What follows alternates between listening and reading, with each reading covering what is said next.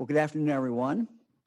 Fran, I want to wish you all a Merry Christmas and a joyous holiday season.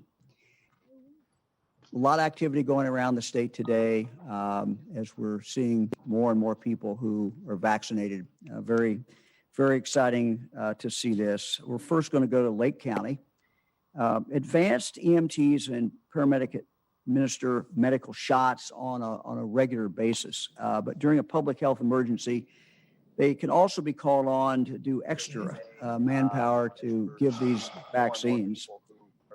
This year, they've been helping to administer flu vaccines, and now they're able to administer the COVID-19 vaccine when working in coordination with their local EMS medical director in a local health department or a medical provider. So we'll go to Lake County, and that's where Dr. Carol Cunningham, an emergency room physician and Ohio State's medical director for emergency medical services, will be getting her vaccine from Dan Sampf, a paramedic with Kirtland Fire Department. How y'all doing?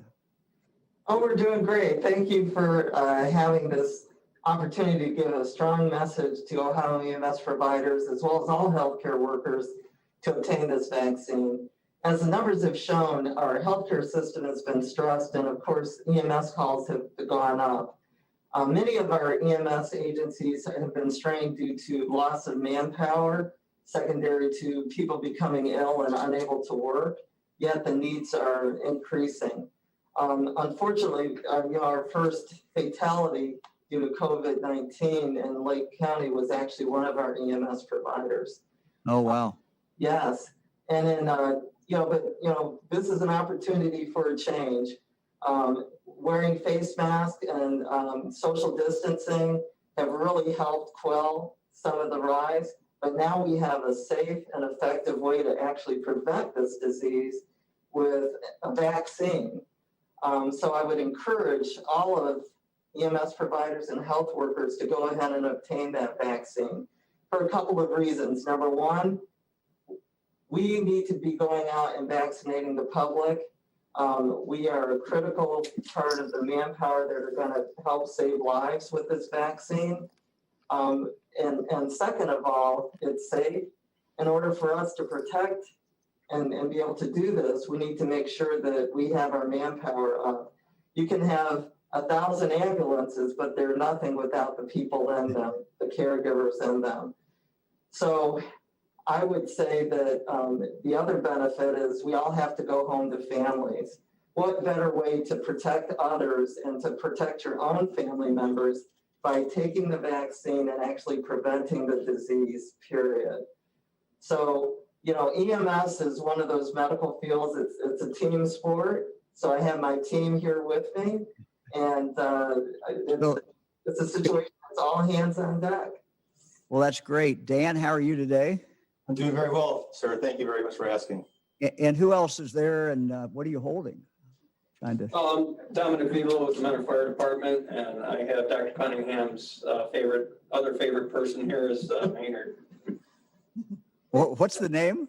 Maynard. It's a technical term. I live by myself, so this has been my companion while social distancing. And he's one of our favorite, he's part of the teams. Awesome. Well, doctor, are you ready to get the vaccine? Dan, I am. You guys ready to go? Yes, sir. Let's do it. Okay. This is the only thing I want for Christmas because health is well. Well, you're dressed appropriately. You got the right colors on today, huh? Christmas season. Merry Christmas. And red is for 911 too, so. All right.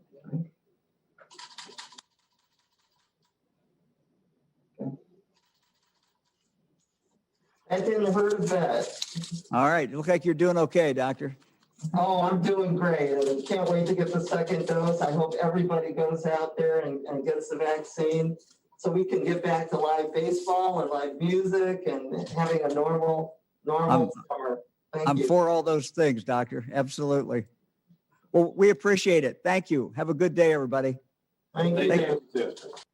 So we're going to go to Clark County next. This week, Moderna's COVID-19 vaccine started arriving, and it's arriving all over the state of Ohio. at local health departments and also at hospitals. Throughout the pandemic, we've really relied on our public health teams, and they've done so much with the tracing and all the other things they're doing because of the pandemic, in addition to what they do each and every day to keep us all safe. We're once again turning to these public health departments, 113 around the state of Ohio. They're really experts at managing mass vaccination clinics, whether that is for the seasonal flu or H1N1 pandemic. And I'm just thankful that we can turn to them to begin vaccinating Ohioans. And so we have health departments all over the state now who have started doing this. So today we're joined by Christina Conover. Christina she's somewhere there, I think, maybe off screen. We recognize you. We know you. Good to see you. Christina is the Director of Nursing for the Clark County Combined Health District. Christina, you all started, I think, yesterday. Tell us about how yesterday went. Yes, yesterday was really a great day. We, as Public Health Department, are really excited about the opportunity to be part of this phase of the response. We have a great team. We also have a great team locally, a lot of partners who have made this possible. We have, just a great space to do this in, and none of that is because any one agency is working alone. So really excited to keep going. We hope to be able to be a large part of the vaccine response, going forward as well. And well, that's great. The flexibility.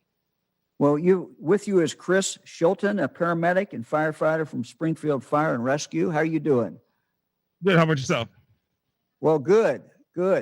How many years you been on the fire department? I was 23 years in November. 23. You've seen sir. a lot then. Yes, sir. We've been seeing a lot all day today.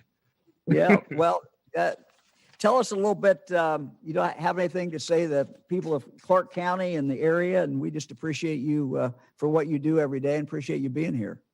Well, I appreciate you having me. If anybody knows me, I'm a champion for the city of Springfield, but specifically in this instance, I'd like to be a champion for the Black community. I understand the history of vaccines in our community specifically.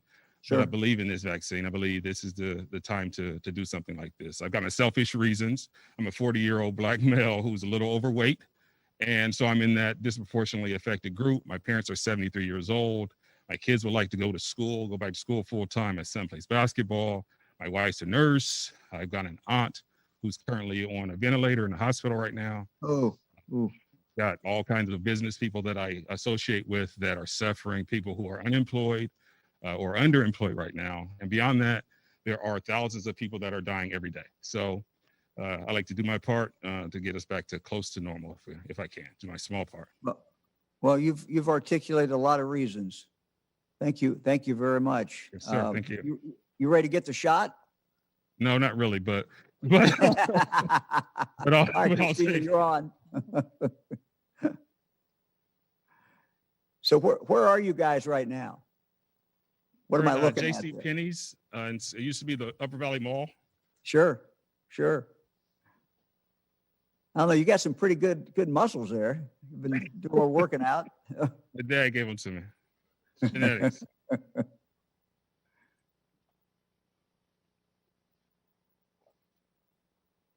Ouch.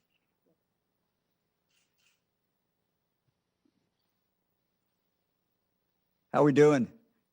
Good. Didn't hurt too bad. She's really good at this.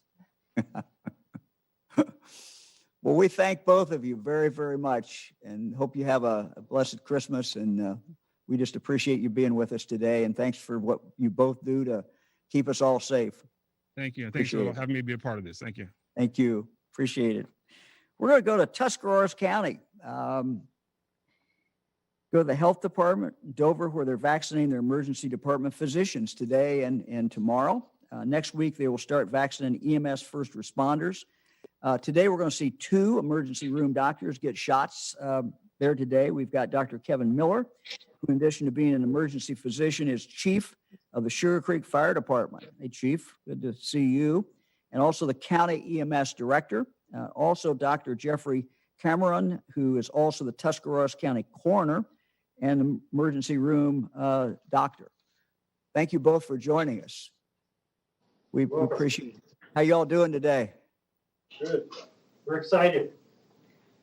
That's good. Well, you've probably, seen a lot of COVID patients. You've been treating directly COVID patients in the last few months, I assume? Lots of COVID patients every day. Every day. Probably 50% of our patients Wow. Wow. at a minimum. Oh, boy. Well, are you, one of the things that we hear, and we see some things on the internet about the vaccines and some of the myths about the vaccines. I wonder if you have any thoughts about that. Obviously, you're getting these shots today and you're, emergency room physicians. So the way that I think about it is the world is sick right now. And the medicines that we prescribe to patients when they come in the hospital and they're already sick, we're grasping at straws with those treatments. They're not shown to change the outcomes for our patients, but it's what we have. Once you have the virus, how it's going to play out in your body is how it's going to play out. This vaccine is the cure. We have the cure in our hands. We all need to take part. We all need to work together and get vaccinated. Granted, obviously it's rationed right now, but as it becomes available, every one of us needs to do our role so that we can make the world healthy again. All right. Y'all ready to get the shot? Yes, we're ready. So we have Amy Kaiser, who's going to give you both your shots now. And she's not messing around. She's moving. Okay. She was ready. Quick and painless. Looks like she's done this before. What do you think? We've been looking forward to this for months and months. This is one of the best Christmas gifts we could have asked for. Well, we appreciate everything you're doing. And, we've been anxious, obviously. I know you have been, to be protected. So just thank you for what you do every day. I would echo what Dr. Miller said. This is the cure. This is what's going to make the difference for the future. Yeah, it changes the future. Oh.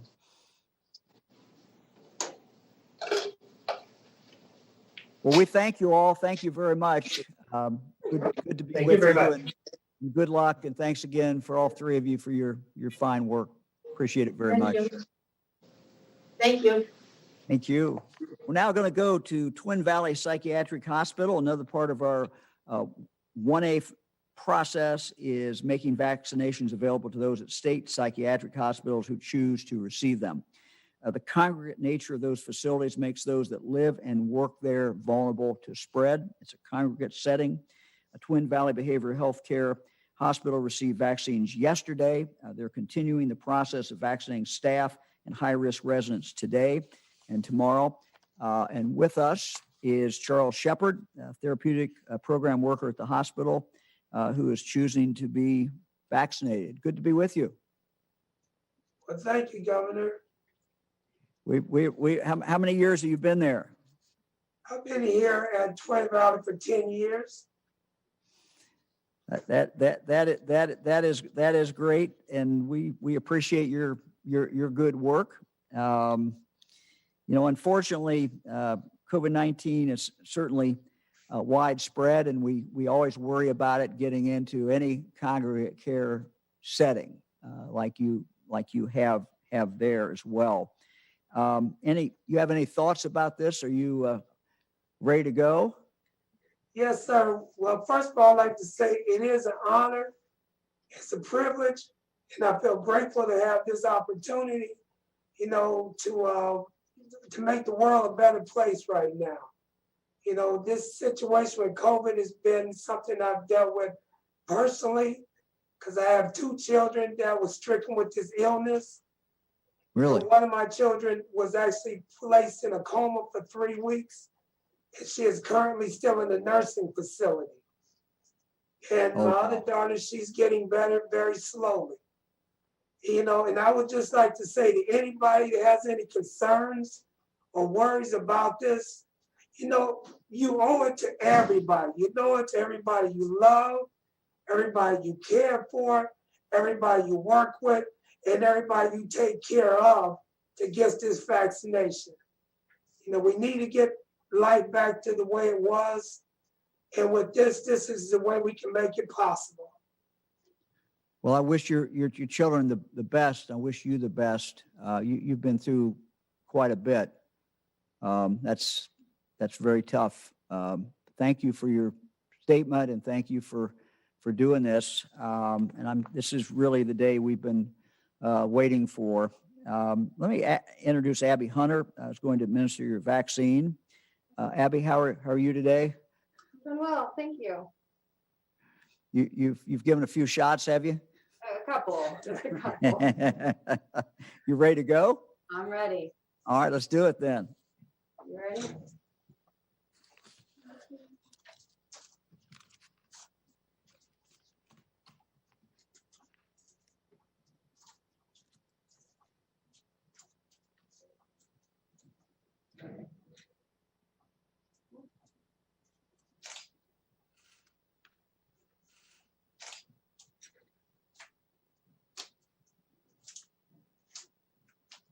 Well, thank you both very, very much, and good luck. You doing okay? Thank you. Yes. Thank you very much. Hope you have a good Christmas. Thank you, both of you. Thanks a lot. One of the things that we worry about always, but we particularly during the pandemic, is just food security. So Fran is here to tell you a little bit more about what's going on in regard to our food banks. Thank you, Mike. Well, last week I showed you what $25 buys you when you go to the store. And then I showed you what a $25 donation buys a local food bank. You know, the food banks can take the $25 and stretch it to about $225 worth of food for people in our community. One of the reasons they can do this is because they have a partnership with Ohio farmers. The farmers donate and sell surplus items to help Ohioans.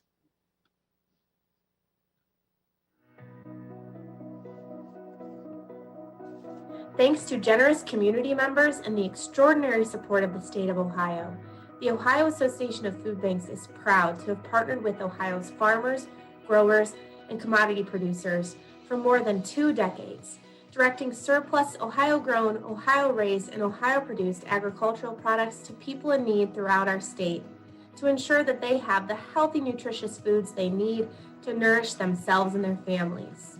I'm Mark Hoesher, a Champaign County dairy producer, and Ohio's dairy farmers are very concerned about their communities. And right now, milk and dairy products are the most sought after foods at food banks. So Ohio dairy farmers have been doing their very best to keep those nutritious products in the food banks so that the families can get them that need them. Hi, I'm Gary Cooper with Cooper Farms. Our company has been donating cartons of eggs and turkey meat to the local community food banks as well as state of Ohio's food banks for many, many years. In fact, our parents, Virgil and Virginia Cooper, started that way back in the 40s. So we're very thankful to be able to partner with the food banks of Ohio. And this year in 2020, we donated about 92,000 cartons of eggs to the food banks in Ohio. So we really enjoy helping out the local communities.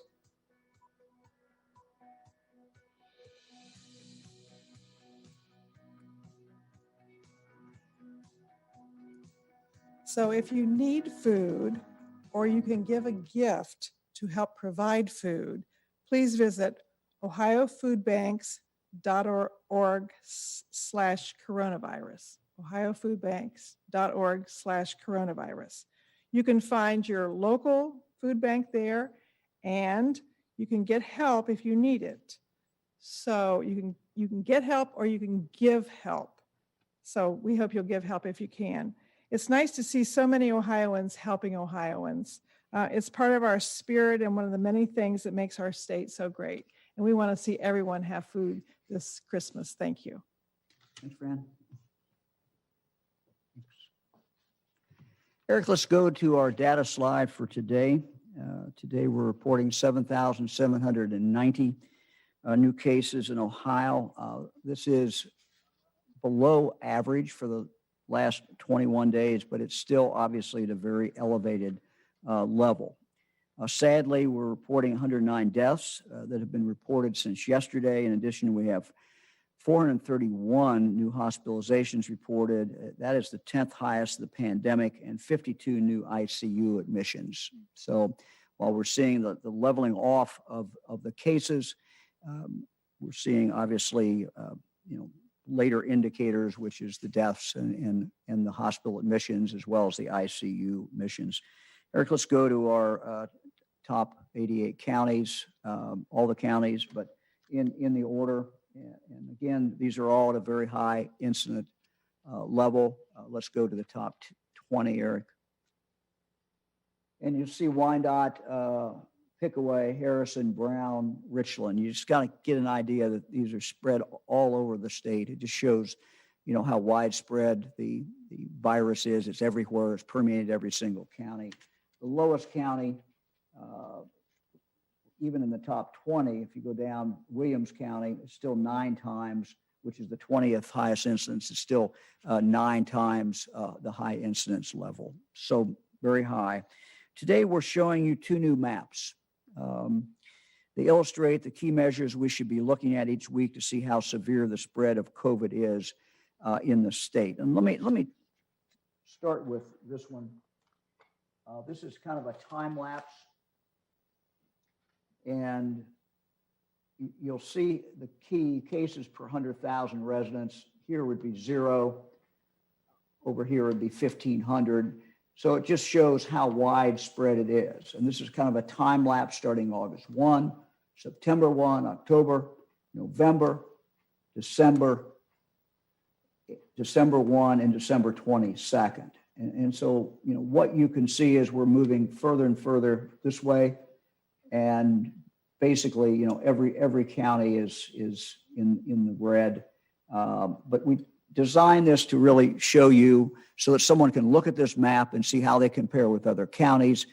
Again, this goes back to the data point that we just showed a moment ago that we've asked people really to look at to determine how much spread they have in their county. It's the best data point to see what's happened in the last 2 weeks, what's out there, how widespread the COVID is in your county. It's widespread everywhere, but this gives you kind of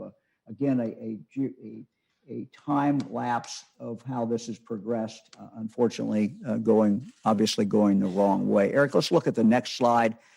We've indicated there are really 2 things now to look at, that now that we have spread all over the state. One is what we just showed you, which is the number of cases per 100,000 in the last 2 weeks. How much spread is there in the county? The other is to look at your hospitals and what kind of shape they are in. And so this has been designed, COVID patients as percentage of all ICU patients. And again, you will see the progression as we move. And the darker, of course, the darkest point is 75% as a percentage of all ICU patients. So, the question we're asked, what percentage in that hospital or in the ICU are COVID patients? That's what this is showing. So again, it is what the doctors tell us and the hospital administrators tell us is the best way to indicate, how much pressure is being put on our hospitals. So again, the darker is worse. We have it broken down into the different regions, and you will see, which regions, region 7, region 8, those are the ones that now are really hit the hardest as far as, again, this is not spread, but it's ICU capacity.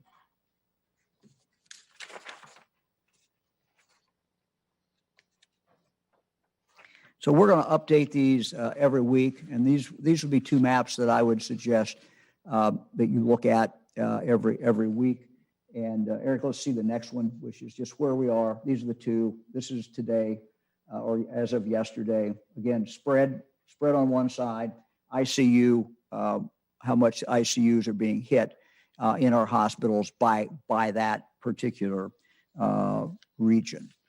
Let me now go to Dr. Bruce Vanderhoff. And Doctor, you want to kind of give us a little report and maybe a update on what we're seeing going forward and what we're concerned about. Yeah, thank you, Governor.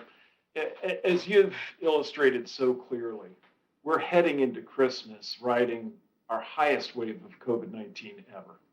Our cases, as you've noted, are high. Our hospitals are extremely busy, and that's in every corner of the state. Simply put, we can't afford to let this get worse. And so we really can't let our guard down between Christmas and New Year's. Our holidays just have to be different this year because we have to take special precautions to protect ourselves and the people that we love.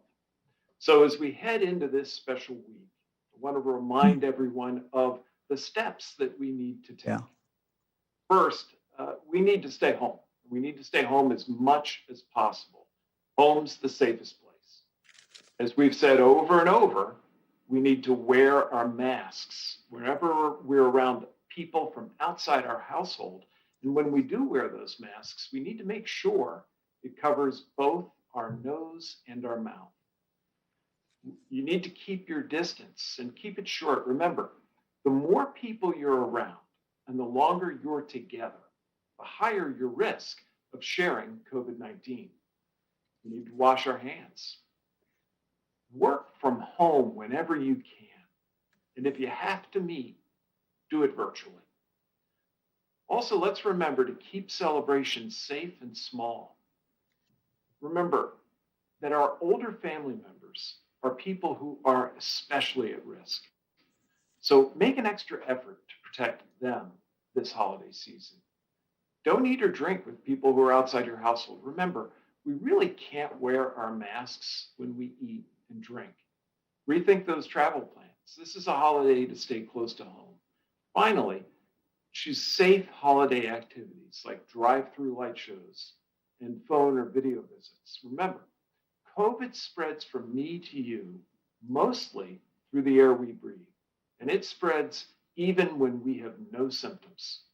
Let's work hard this holiday season to keep each other safe until we all get vaccinated. Thank you, Governor.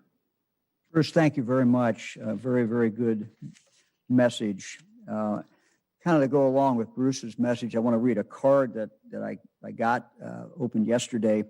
It's from Jessica Cable in Northwest Ohio, who is an artist, art teacher. And here's one of the things she writes. I wanted to give you one of the ornaments I made to try to remember 2020 in a positive way and to thank you for your leadership. But to try to remember you or try to remember 2020 in a positive way. And I really like it. This is what it says. We stayed home 2020. So thank you very much for sending me that. And I thought it went very well with what Bruce's thoughts are and what his comments were.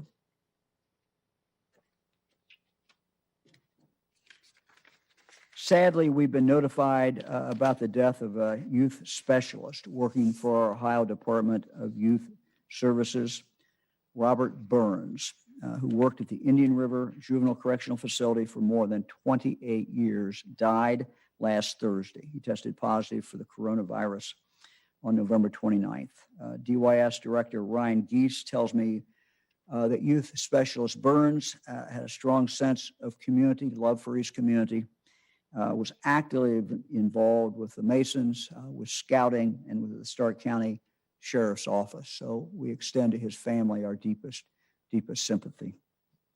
He leaves behind his wife, Pam, children, Bobby and Rebecca, and grandson, Levi. So our prayers are with his family.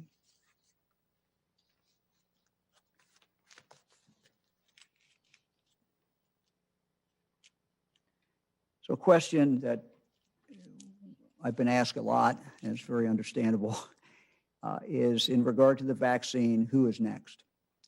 What's going to happen? And so today I'm going to try to outline that a little bit. We don't have all the details. We don't have all the timeline, but I felt it was important to share this with you just as soon as we had this information. And we've consulted a lot of people, listened to a lot of people, listened to the medical experts and specialists. Everyone in Ohio who wants to get this vaccine will at some point be able to get it. They just can't get it all today, to state the obvious. What we hope is that there'll be additional companies come online. We have two now, Moderna and Pfizer. We hope there's more. We hope that Pfizer and Moderna continue to pump up their production as well. And so we will keep you informed as what is coming into the state. We've been promised a steady flow, but it means that it's going to be months before everybody will be able to receive the vaccine. So we've had to make some difficult decisions, but we've been guided in this by a desire and I believe a moral imperative to save as many lives as we can and to do this as quickly as we can. We're now, as you know, in what we describe as phase 1A, and you saw people being vaccinated on TV live today all over the state of Ohio, and that will continue in the days ahead. Just to recap, who is it that's being getting vaccines now? It's our frontline healthcare workers is one large group. The next group is the congregate care, people in congregate care settings. Why did we pick those two? And I think most states have done this, and I think it's consistent with what CDC has said.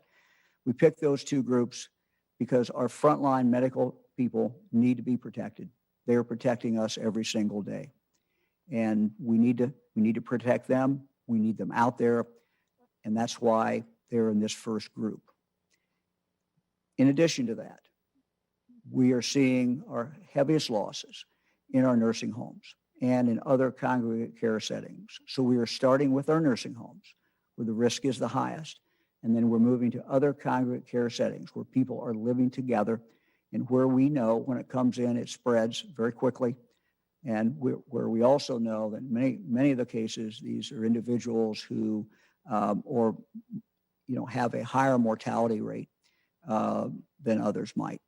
So that's what you're seeing happen today. It's not going to be done, overnight. It's going to take weeks and weeks to do it, but we have the process in place to get that job done. And we have people out there who are doing this. We have, for example, our health departments who are getting vaccines. They're now working with EMS just as one example. They're working in some other kind of care settings. In addition to that, we have the 4 pharmacy companies that are out there every day that are giving vaccines to residents and to workers in our long-term care facilities. So they're moving forward. You're also seeing our hospitals, and each day more hospitals get the vaccine, and they're vaccinating those people who work in that hospital and work for them who are on the front line. So that's where we are today. What is the next step? Again, the goal, I believe, must be, and I think it's just imperative that we do everything that we can to save lives. We've consulted medical professionals, we've consulted a lot of people, and we've looked at a lot of data. So Eric, could you put the slide up, please? This is a slide which shows mortality in Ohio from COVID by age. And starting at the bottom, those 80 years old and over represent almost 53% of all deaths in the state of Ohio. 75 to 79 represents 14% of the deaths in Ohio. Those aged 70 to 74 represent 12%, and those aged 65 to 69, 7.9%. That totals up to 86.8% of the population of the state, 86.8% of all those who have died from COVID. So those over 60, from 65 up, comprise almost 87% of the deaths in the state of Ohio. It really is an astounding astounding figure when you look at that. That represents approximately that group, 1.8 million Ohioans. And we looked at, where to draw the line. And it was clear that this is the most at-risk group. Obviously, the older you are, the more at risk you are. So this group will be in the next group. The rest of the decision is logistics. Whether we roll this out, frankly, in starting at this group and then this group or this group, or whether they are lumped together, we have not figured that out yet. But that really is a basis. The question that our team is looking at right now is how is the best way to get this out as quickly as we can to the most people who are into that category. So we'll have more information. I wish we had it today. We don't, but we'll have more information. As soon as we get that information, we will be able to share that with you. We also have a smaller group, a very, very small group of people who are under 65, but they're younger people, not always young, but younger than 65, with severe inherited or developmental disorders. Sickle cell disease, for example, would be one example. Down syndrome would be another one. And there are a number of them, and we will list those out. But again, based on what medical professionals have told us, these are individuals who are at a very, very high risk if they would get the COVID. And it made sense with our goal to preserve lives that we try to preserve their lives and that we give them the opportunity early on in this same group to get the vaccines. Let me move to the third group that is in this new group that we're creating today. School children. We must protect them. And the way we must be able to get them back in school. Now, of course, that CDC has not provided this vaccine can go to anyone 16 or under. But the goal is to get these kids back in school. These children are obviously our future. These children are Ohio's future. We must invest in our future. We must invest in our children. The latest data shows, as of last week, that 45% of our children in Ohio, in public schools, are now fully remote. 45% are fully remote, not in class at all. 26% of our children in the state of Ohio, our school-age children, K through 12, are partially remote. So they're what we will call hybrid. That means that 71% of all the children attending public schools in the state of Ohio are not fully in person. And there's many reasons for this. Many schools have struggled with this. Many have tried to open, were open for a while, and have had problems in keeping kids in class because of quarantining. Some of them had problems in regard to personnel, and they have had to pull back. That is very understandable. We are in a very difficult period of time. Some children, when I talk to parents and I talk to educators, it's clear some children do well remotely. There's probably a small minority that maybe even prefer it and do better. But some do okay. Some do better, some do okay, but there's some who certainly do not do as well. And those are particularly the kids that we must worry about.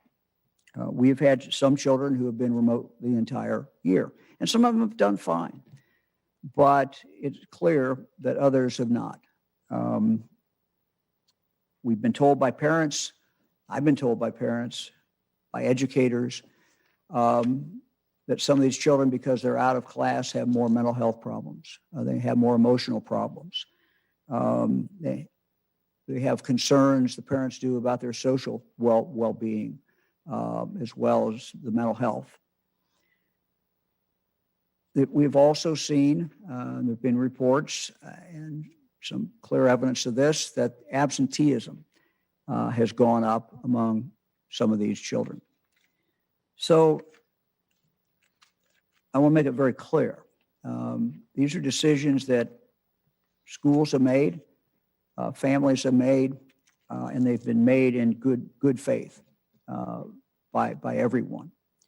But I believe it's time to get all our children who want to be in class back in class. That is our goal. These kids are our future. These kids have really been hurt in some cases by not being in school. Some of them have gotten further behind. And quite candidly, according to the educators I talked to, some of the children who were already behind now have been most impacted. And they're further behind than they had been before. So our goal is to get all these children back in school. The vaccine gives us a tool that schools did not have, that educators did not have, that school boards did not have. And so we're going to make the vaccine available to the schools to accomplish the goal of getting the kids back in school. Now, make it very clear, this decision will always be up to parents. And parents want to make a decision, they feel the child's better off remote. That's fully acceptable. That's fine. Parents know what is best for their own children and should make those individual decisions. So we're going to offer vaccines. We're going to offer vaccines to all schools that want to go back or remain in person.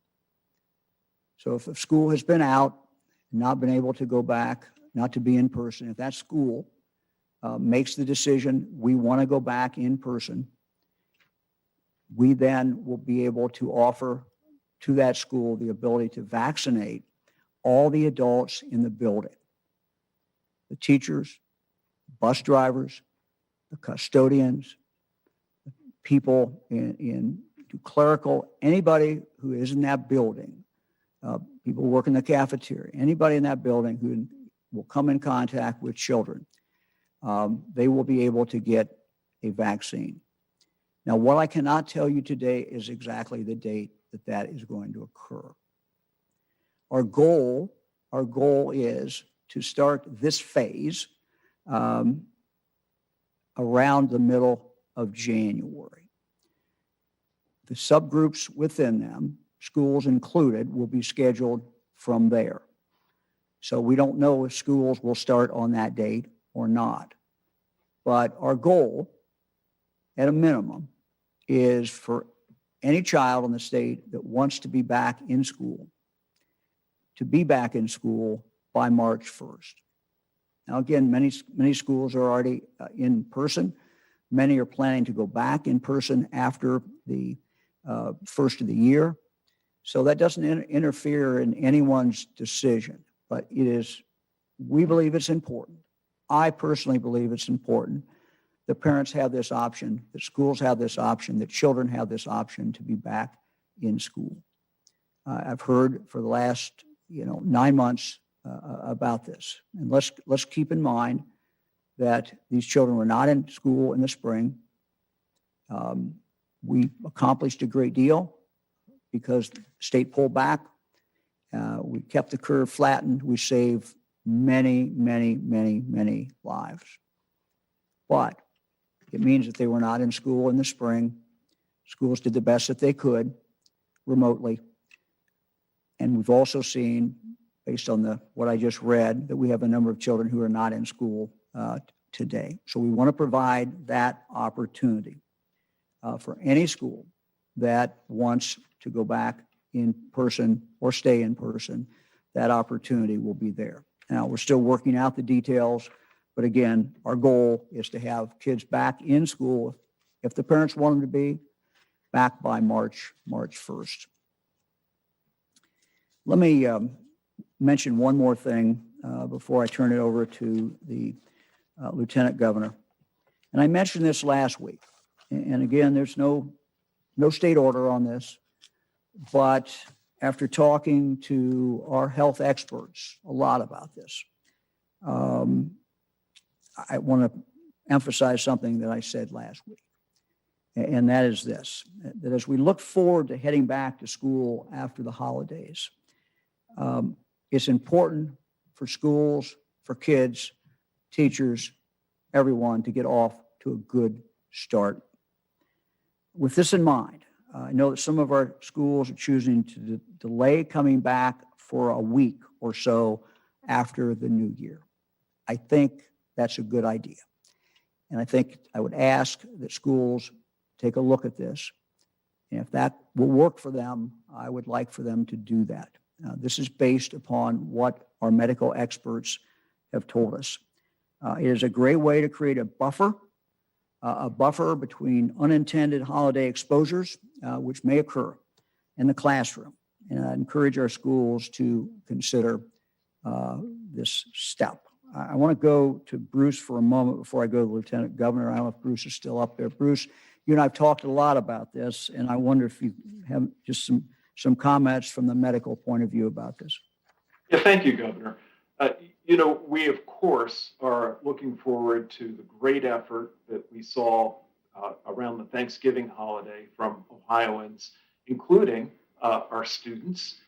But as we head into this holiday season, Christmas, New Year's, and the get-togethers that families have, we know that there could be some increased risk that kids, being kids, may have some exposures. And giving it a little more time allows for that space, allows for anything that may have occurred not to get carried over into the school year, and to really have that start of the second half of the school year be a fresh start. Thank you, Bruce. We'll go to the Lieutenant Governor. Thank you, Governor. I just want to open by offering some words of support for the decision you made about the prioritization in the next phase for the vaccine. This decision protects our most vulnerable and the silent victims of the virus, our kids. And I just want to emphasize that, say that, reiterate something you said, that when you vaccinate people 65 years of age and over, that covers the population that is composed 86.8% of all of the deaths. And if you add in those that I know you and Dr. Vanderhoff have talked about quite often, those who are with severe medical conditions, you protect really Ohio's most vulnerable. And making that a priority is super important. I think we all know, as you articulated well, why it's so important to help get the schools back open for in-person education. Kids have had a great deal of academic opportunity taken from them by the virus. And this is a prioritization of those children, which has been very important to you as leader of this administration, to help kids, to give them an opportunity to live up to their God-given potential. And this is going to make sure that many, many more of them have that opportunity sooner rather than later.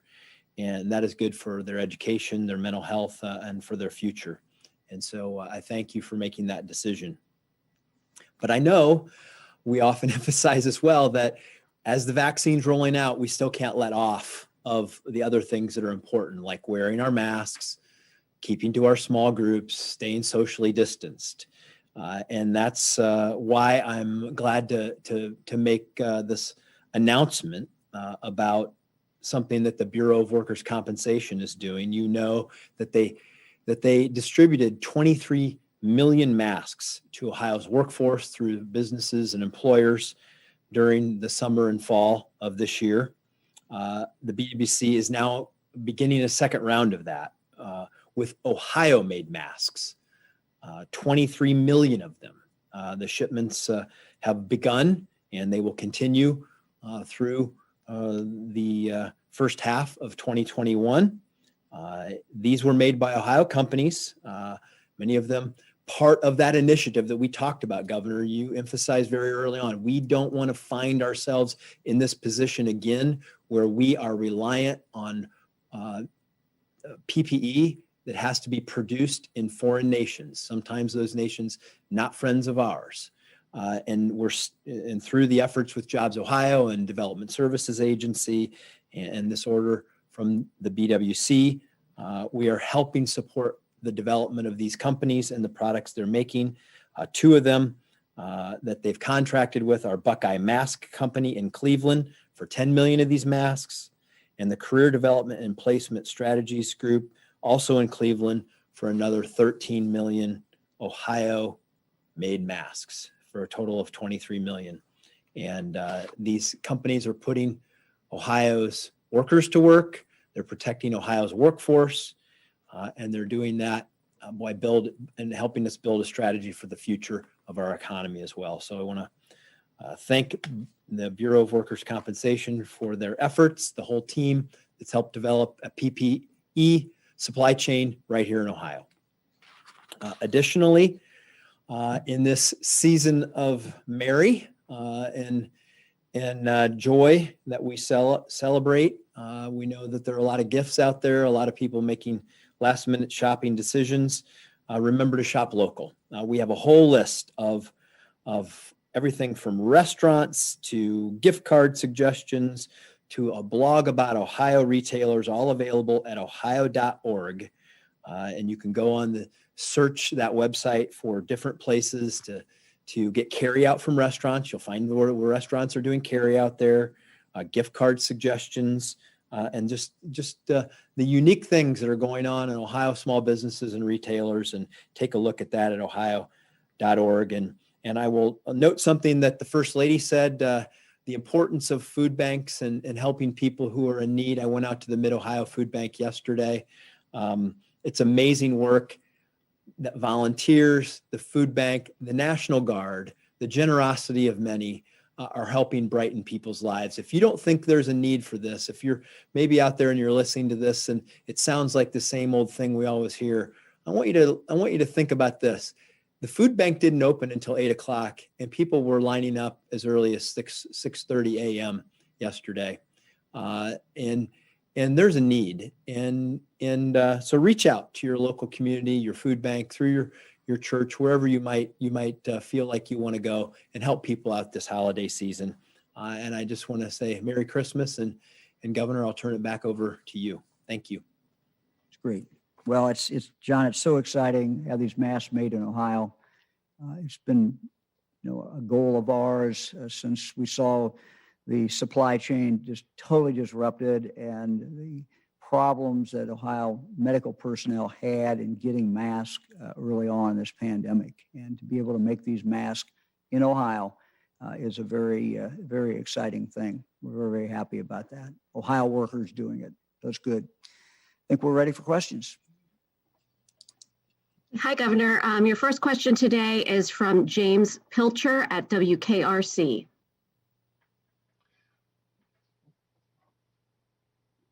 It says I'm muted. Can you hear me, Governor? I can hear you. You're on. Happy holidays. Thanks for taking the question.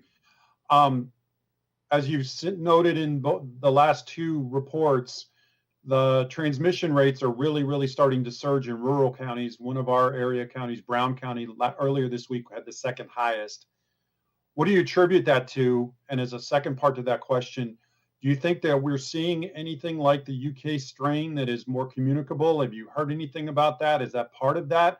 Or what do you attribute the high rates in these rural counties to at this point, especially Brown County?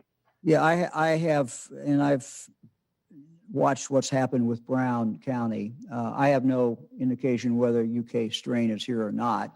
The doctors who I've listened to, the way people move around, there's no reason to think it's not, at least in the United States somewhere. But again, that's not anything I know. I don't know that. As far as what we're seeing, this has really been a trend that we've seen from the fall on. The first two, what I call the first big two surges, one in the spring, one in June and July, they didn't totally bypass the rural parts of the state, but they didn't really hit it very hard. And so you could live in the rural part of the state and not know about that and not really feel it because it didn't impact someone that you knew. But we've seen this in other states. We've seen in other countries that it goes out and it permeates into the rural areas. And so, it spread. And you can just see by the chart, the 1 to 88 counties, you can just see, the lowest county is now at something that we would have just shuddered at in June or July. We would have said, oh, how could that be? And I think we're almost numb to this because the numbers are so bad, the spread is so bad. And what we tried to, ask people to do is to look at two things: look at the spread in your county and look at the impact on your ICU. So I think it's the natural progression of a virus that is just very contagious, and it has worked its way out in the fall. It worked its way out. We were told that we would see more spread in the fall when it got colder. People went inside, easier to spread, and that's exactly what we've seen. I think also that candidly in the rural areas, because they had not seen it early, the mask wearing was not as high. And so for a while, you saw more spread. Frankly, that was one of the facilitating things, that people were not wearing masks. Or a better way to say it was not blocking it, I guess. Mask wearing now in public in our rural areas is way, way up. But there was a period of time when this virus was secretly moving, and I don't think people realized it, and the mask wearing was simply not as high. So that's what I would attribute it to. Bruce, do you have anything to add on that? I'm not the doctor. I should let you do the whole answer, but.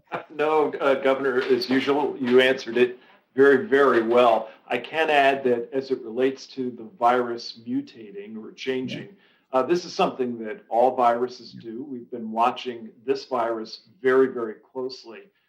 Interestingly, most of the mutations that we're seeing are affecting the so-called spike protein, which is key to its ability to do its spreading, getting into our cells. And the good news is, if anything, that might make the various strains even more sensitive to the vaccinations that we've developed. So we're keeping a close eye. Thanks, Bruce. Before we go to the next question, I want to clarify something, make it clear. We're not vaccinating children. We can't vaccinate children. That wouldn't, not what we're going to be doing. What we have said is we hope schools will be able to go back, children will be able to go back to school. And one of the concerns that has kept schools from going back has been the fact that you have adults who are exposed to a lot of children in a day. And there's real concern about these adults being in the classroom. And so that is one of the reasons that schools have made a decision some schools have made a decision not to go in person. So what we hope to do with this vaccine is to say to schools, if that is what has held you back from doing this, we have an answer to that. We now have a tool. And, we're not going to require anybody in school to get vaccinated. We don't require anybody in Ohio to get vaccinated. But if a school wants to go back and says we're going to go back, then anybody who works in that school, any adult who works in that school will be eligible in this group now, not now, but when we enter that group, that point in time, they will be able to get the vaccine. So just want to make sure we clarify that. Next question is from Tom Jackson at the Sandusky Register. Hey, Tom. Hi, Governor. Thank you for taking my question. Governor, you've launched, as promised, the new vaccination dashboard to track how we're doing. And I suspect we're doing a lot better than the dashboard shows so far. The dashboard shows 95 vaccinations in Erie County. But as you know, Governor, we did hundreds of vaccinations last Friday at the Ohio Veterans Home when you were there for that event. It also shows about 8,400 vaccinations statewide, and I suspect that's a bit low too. Governor, do you have an estimate how many vaccinations have actually been done statewide? And is your team working to get that vaccination dashboard caught up? Yeah, Tom, good question. Thank you for asking it, because what you're seeing on the dashboard, it certainly does not reflect, it only reflects what we've got into the system, but it certainly does not reflect what's going on. I talked to hospital leads this morning at 6:30 on the phone call, and they tell me what's going on in their hospitals and what they're seeing in their zones. And every day that goes on, we're seeing more and more spread of the, vaccine is going out further and further to more hospitals. It's going out to cover EMS people. It's going to health departments. The only answer I can give is that our team is working on it. This is one more example of a very antiquated health department system that we've tried to, the experts have tried to rig up and keep going and to spit out data, more data than it's ever put out before. So this is a challenge. We're trying to figure out how to deal with this. One of the problems is the way the system is set up. Some of these have to be done by hand and verified by hand. So system was not designed for what we're seeing now. So the most important thing, and I can guarantee you, I was on the phone last night with one of the drug companies, just seeing how they were doing, making sure. I was talking to Walgreen, and I said, how's it going? And they told me that, look, we're lined up, we're on track, we're where we want to be. And so we're following up with hospitals. And look, this is not a perfect system.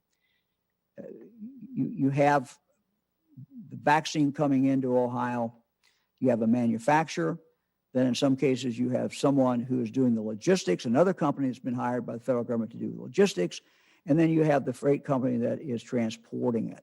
So, we will run into cases, as we've had, where a hospital had people lined up, for example, and the vaccine didn't get there. That is going to happen, a lot of moving parts. Our job, as much as we can control this, is to keep pushing and keep trying to see where there are problems and try to get help for those problems. But you're right, the data you're seeing is accurate, it's just not inclusive. And we hope within the next few days to get that fixed. And no one's more anxious than I am. Next question is from Marty Schladen at the Ohio Capitol Journal. Good afternoon. Afternoon. Governor. I've been told that at least 4 hospitals in North Central and Northwestern Ohio have been so strapped for staff that they've told, in some instances, staff members who tested positive that they needed to come into work anyway. And I wanted to ask if you'd heard anything about that. No, I don't know anything about that. No, I don't. I can check, but I don't know anything about it. Does Dr. Vanderhoff know? I don't know. We'll ask him.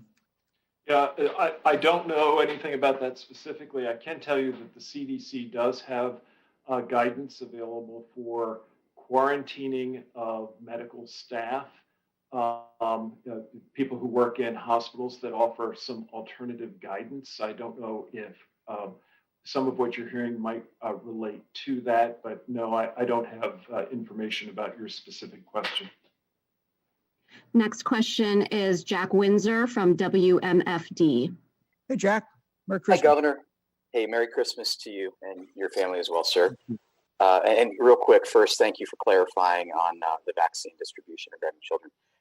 Somewhat lengthy question, so I appreciate your patience. I'll get it around the barn. Senate President Obhoff said early in December he had the votes to override your veto on Senate Bill 311. So far, he's failed to bring the bill to the floor. All week, Obhoff and members of the Senate have been saying that the House lacks the vote.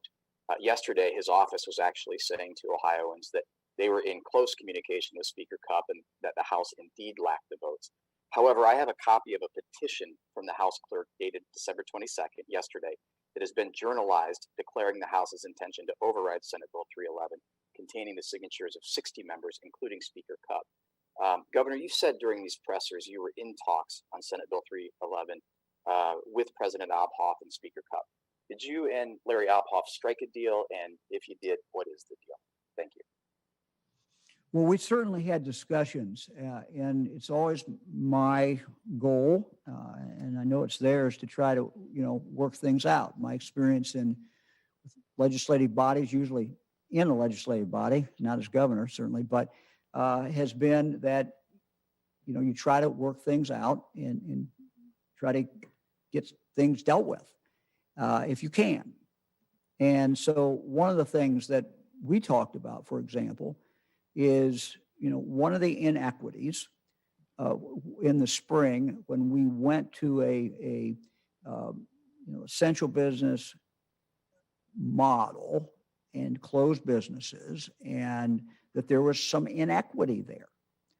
And, it certainly, looking back on it, certainly struck us that there was inequity. For example, a big company, a Walmart, for example, not to pick on Walmart, but a big company that sells a lot of different things, they might be selling a product there.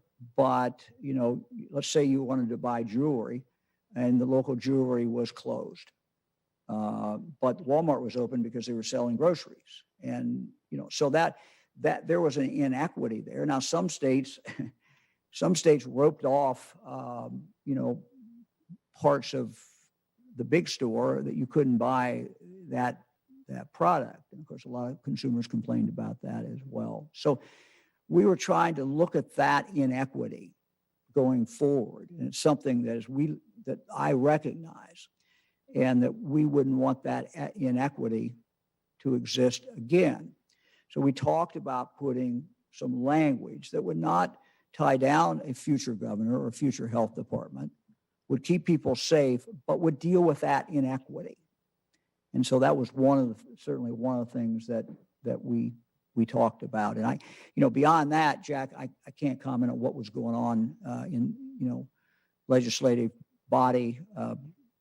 In any closing days of a legislature, there's a lot of moving parts and a lot of different things going on. So I'm not the one to ask about that. But I can tell you in regard to your question, yes, we were having some conversations. There were some things that we thought, that we could come together on. Next question is from Dan DeRose at WOIO. Merry Christmas to you and yours, Governor. Thank you, Dan. I do not envy the position that you are about to be in. I'm not sure if we're calling today's, are we calling it phase 1A? Are we calling it phase 2 as far as the next round? Do you have a term for that? No, let's call it 2 for today anyway. Okay. Let's label it 2 for our discussion anyway. Okay. At some point, you are going to have to wrestle with the decision of when you take the vaccine into prisons. It is a congregate care, congregate living center. We know that it spreads quickly there. I know you are going to use advisors on deciding when that comes up in the rotation. How will you couch to the Ohio public that I'm sorry you can't get the vaccine, but we're taking it into prisons first? Well, that's a pretty tough sell, Dan. At this point, you would be saying basically that you're someone's 80-year-old father, mother, can't get the vaccine because a 28-year-old is going to get it in prison. And so, life is full of choices. And one of the things a governor has to do is make choices. So, that's what, you're up against when someone says, and I understand it. Look, I've got a list of a couple sheets of people who have contacted our office and made a very legitimate, good case that they should be next or they should be high on the list of priorities. I mean, very good cases. And if you looked at them in a vacuum, you would say, yeah, that's right. He does have a good case or she does have a good case. But at this point, we're dealing with something that we're not used to as Americans. That's a scarcity. We're not used to dealing with a scarcity. And some people, because of their economic conditions, have a scarcities in life. I don't mean that they don't, but in the healthcare field, we're not used to the rationing. And the good news is we've got the vaccine. The bad news is we don't have enough of it yet. And so, we look at that. And so how you balance that. So yes, we got 60% of our prison lives in open bays, which spreads very much so. At some point, again, not sure exactly when, we need to get the prison guards, people who interface with prisoners, we need to get them vaccinated. Again, they're people who can be at risk. Tragically, in the last several weeks, we've lost two of our members of DRC who died of COVID. So that's kind of the process we go through. If you're asking the question, when do we get to prisoners? I don't know the answer yet. If you're asking the question, when do we get to prison personnel who are working there? It's going to be earlier. And, you can accomplish a couple things with that. One is obviously you're taking care of that individual. You're getting them the vaccine. And of course, the second would be that you're lessening at least the chance that it's going to come into that prison. But good question. These are tough calls. Next question is from John Reed at Gongwer. Good afternoon, Governor. Hey, John. You mentioned that for the schools, the vaccine would be if they wanted to go back to in-person. Would that have to be a full-time in-person, or would that be if they're going from an all-remote model to a hybrid model? And kind of a second part there, would there be a gap between when they receive the vaccines and when they would have to go back to in-person? Yeah, the first answer to your question, we had intended full-time, or, I suppose we're open to discuss anything, but we were thinking about the goal. Operationally, the goal is to get kids back as much as we can get them back. So we're open to some discussion, but what was in our mind as we looked at this was full-time, getting the kids back. And your second question was what? I'm sorry. Was would there be a gap between when they receive the vaccine and when they have to go back? A lot of moving parts here. First of all, schools can make a decision anytime to go back. That's their decision, and they've got to weigh all the things. What we're simply saying here is that at some point, we want to get them started back, and we want to start vaccinating those who are in their school. So if a school tells us we want to be back in person, then, we start when we get to whatever date we've set, then they will be out. The people who work in that school, the adults who work in that school will be eligible to get the vaccine. When that kickoff date is, when the flag goes down and they're eligible, we don't know yet, because we're still, it's very, very likely, well, it's going to happen, that phase 1A will continue on. What we're seeing, for example, with the pharmacy companies, 4 pharmacy companies, they're doing most of the congregate care setting, not all, but most of it. They're starting with nursing homes because that's where the danger is the highest. That's where the people are most fragile. But then from there, they're going to move out to other congregate care settings. So, I don't know a date, but, it would not surprise me if we're, significantly into March before they get through all the congregate care sites. So that 1A is going to continue on. It's not going to stop. But at some point, we're going to be able, and maybe around the mid-January, we hope, we would be able to go into this next phase, which for today we're calling 2. We'll go into the second phase.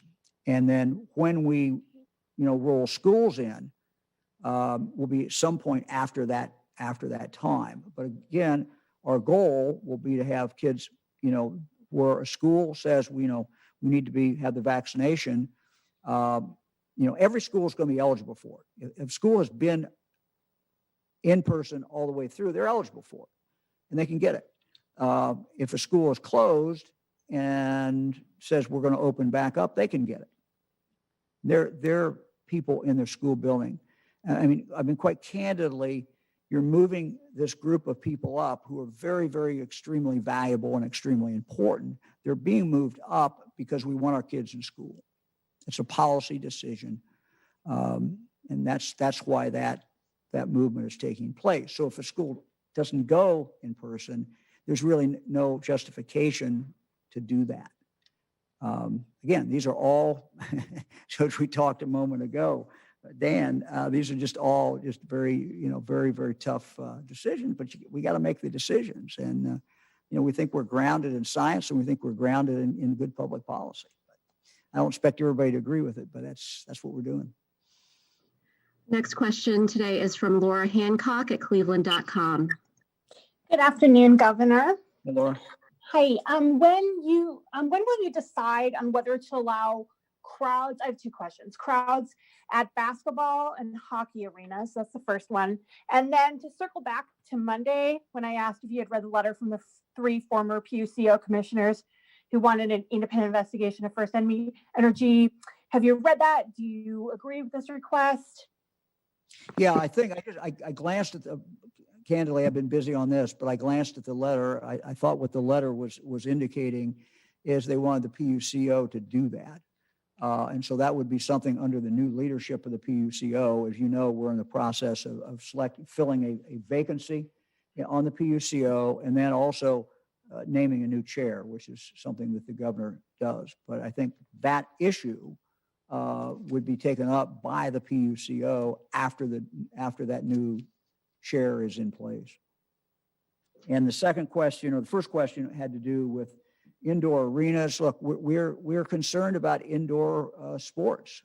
Again, we've been pretty consistent. You can go back in March of 2020 this year, and we basically said, basketball, NCAA basketball could take place. Players could play, but we shouldn't have a crowd. And we've been fairly consistent, I think pretty consistent throughout in regard to indoor events. And it's fundamentally different when you go inside, particularly when you go inside a gym that was not built with the most up-to-date ventilation. We have a protocol in place. We have a limit of 300 or 15% of capacity, whichever is less. And, that's what our order is. I can tell by my emails, there's been a lot of people, a lot of confusion about that. And there's been people saying, you kept me from going to my child's game. Look, we have said that, and I've said to everyone, I've said to our schools that our goal would be to parents get to see their kids play. But that's aspirationally, that's what I think the goal should be, is parents get to see the kids play. But the most important thing is the kids get to play. And that's what our rules are based upon. We know that when you go inside, it spreads more. And cold, you're inside, not great ventilation maybe, and it just spreads, and we know that. The next question is from Jackie Borchert at the Cincinnati Enquirer. Jackie. Hi, Governor. Merry Christmas to you. Christmas. So this morning we reported that First Energy gave money that ended up in dark money groups that supported your gubernatorial campaign and your daughter's primary campaign. This was in 2019, a year when neither of you were on the ballot. Were you aware of these contributions, and did they have any impact on your decision to support and sign House Bill 6? Well, certainly they didn't have any impact on any decision I made. I've been very clear about what public policy I think should be. I think it's important to keep nuclear energy in the state of Ohio. It's carbon free. But I also have said now that we know how it was passed and all the things that were going on, or at least we know some of the things that were going on, not good. and that there's a kind of stink connected with it. And frankly, that the legislature needs to start over, repeal it. I think I'd like to keep the nuclear power plants. I think that they're important. You're talking about, an independent expenditure that, securing Ohio's future that was, independent as it has to be by law, independent from our campaign committee, independent from our campaign. So it's, totally separate, totally independent. So you weren't aware of those contributions? no, I mean, I don't know what they're doing. No, I don't know what they're, I didn't know what they were doing. Look, I mean, you could tell, you'd see the literature come out. So, I mean, not like I don't know what they're doing in the sense of what the results are. I mean, I'm seeing stuff come in the mail, just like we all saw stuff come in the mail. But, independent expenditure, there are rules of an independent expenditure, and they have to be independent. And that's basically the way the law works. Now, we've talked about this before at this press conference in regard to reforms, and our team's working on reforms. And I think any time that within the confines of the United States Supreme Court decisions that we can shed more light on any part of that, as far as donors, for example, I think that is a good thing, and we should do that. Next question is from John Bedell at WHIO. Governor, two-part question here for you as far as hospitals go. One, if we're not hearing a lot from hospital networks about getting their vaccine shipments, is that something for the public to be concerned about? And secondly, as this vaccine distribution continues, as it becomes more widely available to the point where anybody who wants one can get one, how will vaccine distribution work, and what role do you see hospitals playing here in Ohio? Yeah, I guess I don't quite understand your first question. If we're not hearing from them, you mean if they're telling you they're not getting it? Well, I'm sorry, I just don't quite understand. No, I'm sorry. If they're not saying much about their shipments, when they're getting them, if they just have not said they've gotten them yet, if we're not hearing much from hospitals about their vaccine shipments. Well, I mean, we can pretty much tell you, what hospitals are supposed to be getting them. And, we went through the first week where they had, because it was Pfizer, they had particular stringencies the federal government did on which hospitals they could go to. So we found 10 hospitals that could deal with the deep freeze. The second week with Moderna, which is now flowing to hospitals, that was, I can't remember the exact numbers, like 80, 90 hospitals around Ohio that were getting it. So, they have not all gotten it.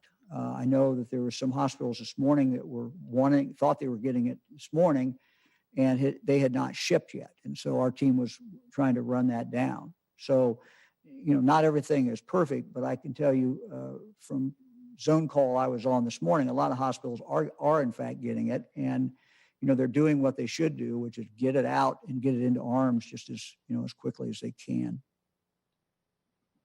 Our last question. Oh, I'm sorry. You had a second question. I'm sorry. Yeah, just as the vaccine, you're talking about phase 2, Governor, as this continues to roll out and become, how does the distribution going to work? Yeah, good question. We can't tell you exactly, but you're going to see a lot more places. So when you get to a point when you're opening it up, as we propose to do for about 1.8 million people, and we may phase that in, but it'll be phased in over a relatively short period of time. People are going to have to be able to go places that are easily accessible to them.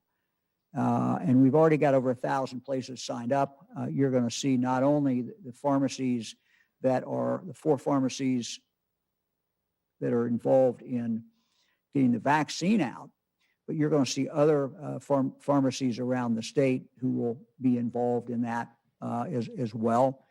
You'll see other companies that will be involved. So the goal will be, that you'll be able to get it. Some of this may go through primary care physicians. Certainly some of it may go through health departments.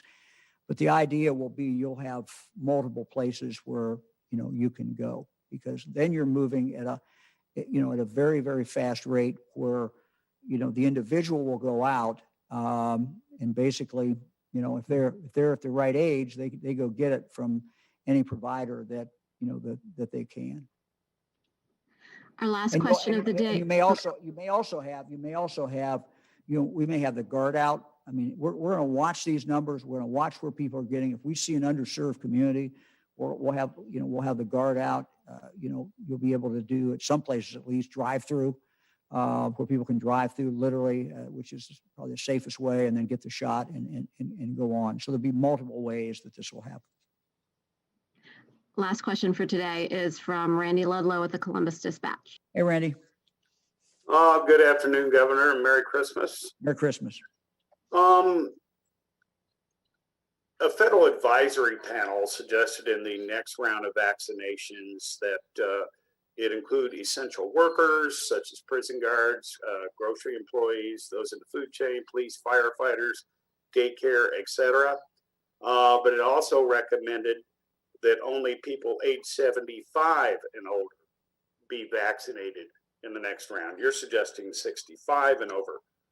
Do you fear you're going to crowd out any of those other recommended essential workers by expanding that to age 65 and over? Well, Randy, certainly people can argue one way or the other on any of these decisions. But we looked at this. We looked at a logical break based on age. We also, frankly, took into consideration you have underserved populations, frankly, whose life expectancy is less, who might be medically underserved, that would fall into that 65, 66, 67 category. So, we looked at this. That's where we decided to do it. The federal advisory group, I think, did a good job, but the reality is that they came up with a large number of people. I mean, if you look at that, I mean, we can tell you. If I had my chart here, I could tell you how many people. It's a huge number, and we had to make choices with inside that. We went out, as you point out, we went outside that on that 10-year gap of age. But our conclusion was that the goal should be two things. One is to save lives, and the other is to get kids in school. But the primary that's taking up most of the people is, how do we save the most lives? So we started with people in congregate care. We started with our first responders that we have to protect. And then the best indicator of potential liability to dying from this is age. It's the best predictor, not perfect. You have 30-year-olds that die, but it's the best predictor. So that's what we did. In closing, we have a video from several faith leaders across Ohio sharing messages for how we can celebrate safely this holiday season. Fran and I know John and Tina, wish you all a very Merry Christmas, Happy Holiday Season. We'll hear these messages. Happy Hanukkah, Merry Christmas, Happy Holidays to you all.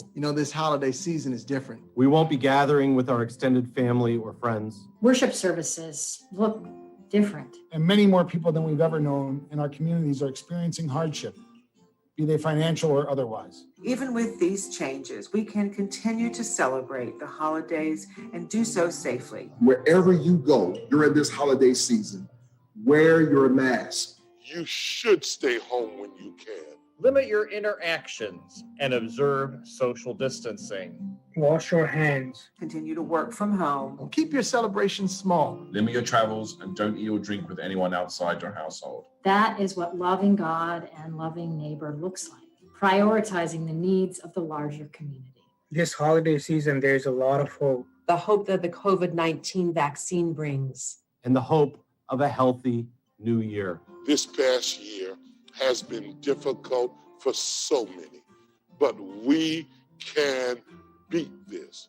We know what we have to do. This holiday season can still be blessed. This holiday season will still be fun. The holiday spirit is very much alive, even if we're socially distanced this year. we are still together in spirit. I hope that you and your family have a healthy and safe holiday season. We will come out of this on top because we are truly in this all together. Together. Together. Together. Together. Together. Together. Together. Together. Be blessed. Have a Merry Christmas, Happy Hanukkah, Kwanzaa, however you celebrate the beauty of this season.